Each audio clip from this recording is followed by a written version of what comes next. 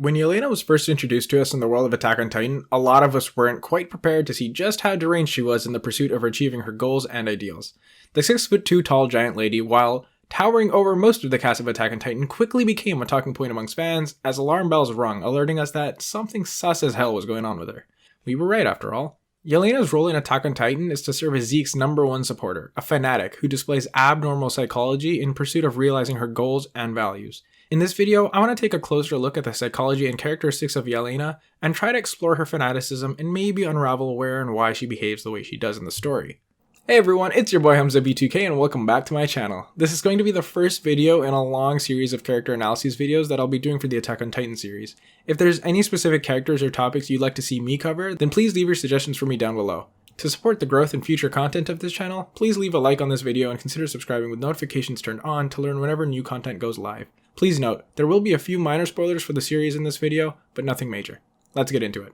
Yelena is introduced in chapter 99 of the manga and episode 5 of season 4 as one of the ex-Marleyan soldiers who assisted the army from Paradis in the assault on Liberio during the declaration of war. Like many unfortunate civilians outside the Paradis Island walls, Yelena was forced to join the Marleyan army as a soldier. Marley was the dominant superpower and aggressor on the world stage, conquering and ruling over various nations.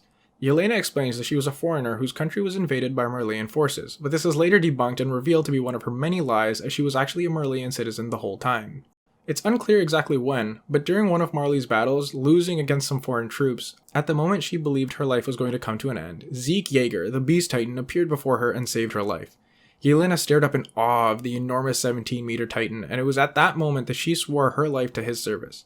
Due to the immense loyalty that she showed him, Zeke later shared and trusted her with his euthanization plan to oppose Marley and free the Eldians of their oppression. So that being the start of Yelena's loyalty to Zeke, where exactly did that loyalty become fanaticism? But at this point you might be wondering what exactly is fanaticism. It's defined as an excessive and often irrational zeal or devotion to a cause or a set of beliefs and can be applied generally to religious or political causes, or even general obsessive enthusiasm that someone could have for other activities. The thing about fanatics is that their obsession is usually self-intoxicating and it creates an abnormal sense of confidence in a set of ideals which that person believes to be truths. Fanatics then take their beliefs and then usually explicitly try to impose them on others. When discussing fanaticism, it might be easy to think of religious cults or political fanatics, where supporters rally under a single leading entity of some kind that guides their hand and encourages their actions.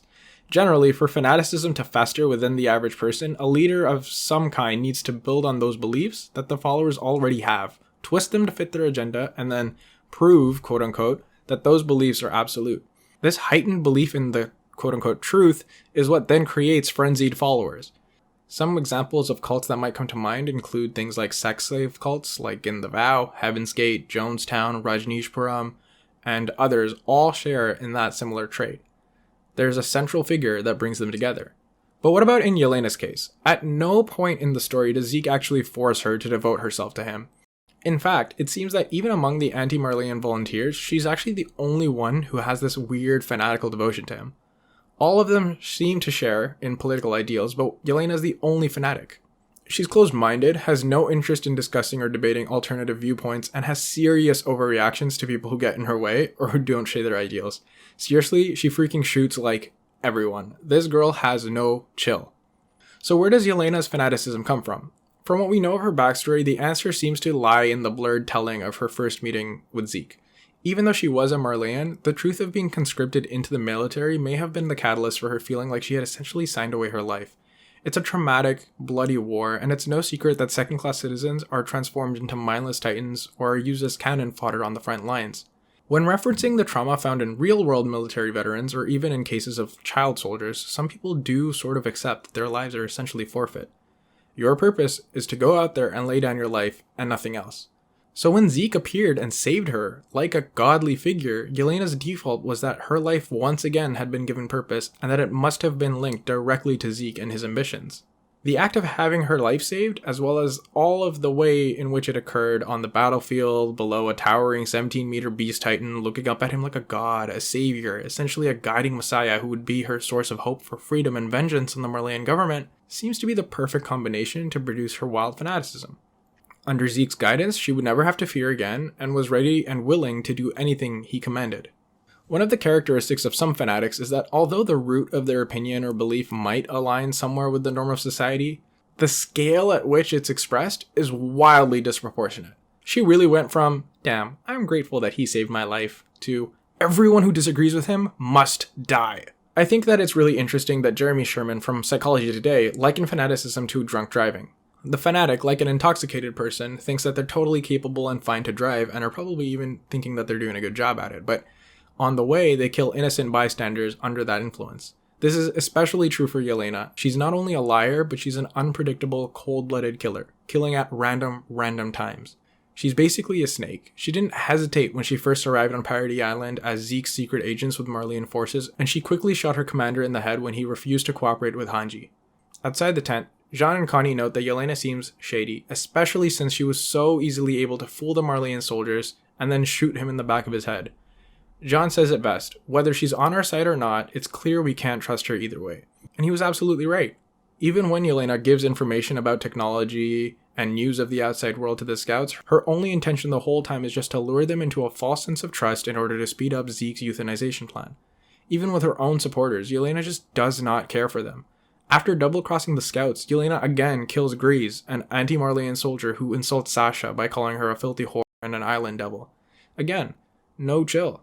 The entire time Yelena is on screen, it feels like she's a few steps ahead of the Outlanders, and that's reflected through how nonchalant she behaves even when things seemingly are not going her way, whether it's when she's arrested or when Eren first faces off against the Marleyans.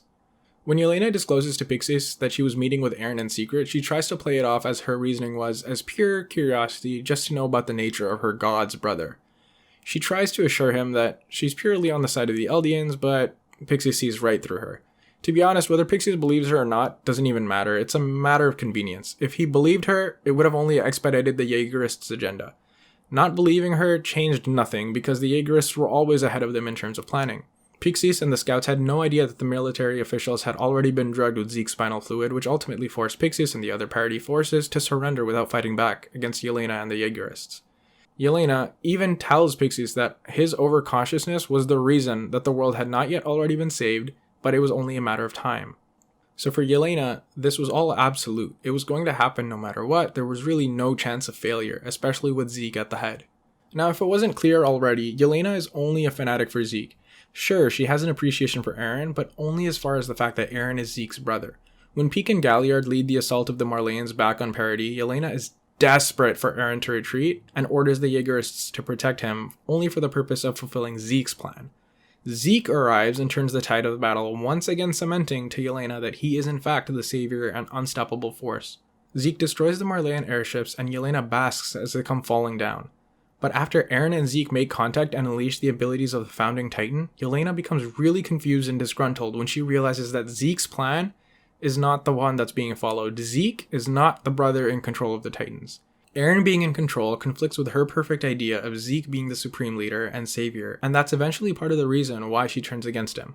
When presented with his glaring opposition to her ideals, Yelena remains a fanatic through a series of events that allow her to self-confirm her beliefs, another thing that a lot of fanatics tend to do. When she's eventually captured by Magath and the allied forces against Eren, she's tortured, beaten, literally has her arms broken by Magath. In the face of this torture, and because of the fact that Zeke's plan was being thwarted by Eren, Yelena finally concedes and agrees to help Magath find Eren in exchange for being allowed to live. She'd foolishly helped Eren in her misguided belief that Zeke would be the brother in control. Despite being disillusioned by Eren, Yelena still refuses to offer information about his whereabouts until the allied forces admit that Zeke's original plan was the best course of action to take. Hanji agrees that Zeke's plan was the best plan all along, and by agreeing to this, she confirms Yelena's own beliefs. Every time she could get the chance, and each time Zeke appeared to save her, Yelena was able to self-actualize her perception of Zeke as a messiah. For us, being the viewers, we know that Zeke has basically lost every one-on-one fight against Levi. It's interesting to see how there's a dissonance between what the viewers understand versus what Yelena knows to be true, and how, if she had been given that same information, how she would have reacted to it, and how she would have internalized it. But that's a fun discussion for another day. Overall, Yelena's arc in the story is that of the fanatical supporter of Zeke Yeager. While her character doesn't necessarily progress much in terms of changing ideals, she effectively demonstrates how fanatical ideals could easily persist given the circumstances of the world of Attack on Titan. Love her or hate her, you have to appreciate how crazy and devoted to the cause she really is. Thank you all so much for watching. I hope you enjoyed this dive into Yelena's character arc over the story. I'm going to be releasing a lot more Attack on Titan related content as the final season airs. Leave me comments for who else you want me to talk about or what other topics you'd like to see covered. The sky's the limit. To support my channel, please leave a like and subscribe so that I can continue to make more videos over the coming months and years. I have a lot of great ideas and would love to share them with you. That's all for now, and until next time, peace out.